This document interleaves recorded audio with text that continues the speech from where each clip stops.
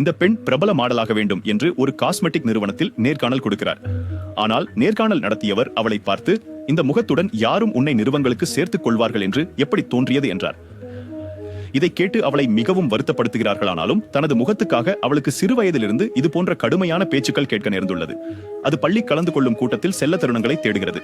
தோழி அவளை இழுத்து வர செய்கிறது.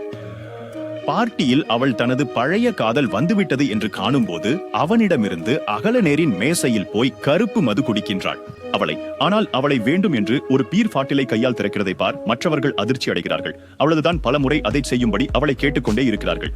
அப்படியே அவளது கிரஷ் டாங்ஸி அவளை சந்திக்க வருகிறார். அவனை பார்க்கும் போதே அவள் அவ்வளவு பதட்டமாகி அவள் முழு முகத்திலேயே பியரை ஊற்றி இழுத்துக் கொள்கிறாள். தனது அழகு கூட்டலை பாழாக்கிக் கொள்கிறாள். அதை பார்த்து டாங்ஸி காமெடியாக அவளது படத்தை எடுத்துக் கொள்கிறான். ஆனால் பெண்ணுக்கு அது மிகவும் மோசமாக. அவள் கோபத்தில் பார்ட்டியை விட்டு வெளியேறி விடுகிறாள். திரும்பும் போது ஒரு முதியவர் அவளை வருத்தமாக காணும் பொழுது அவளுக்கு அற்புதமான ஒரு காப்பை கொடுக்கிறார். அதை அணிந்தவுடன் அவள் உடனே ஒரு அழகான பெண்ணாக மாறுகிறாள்.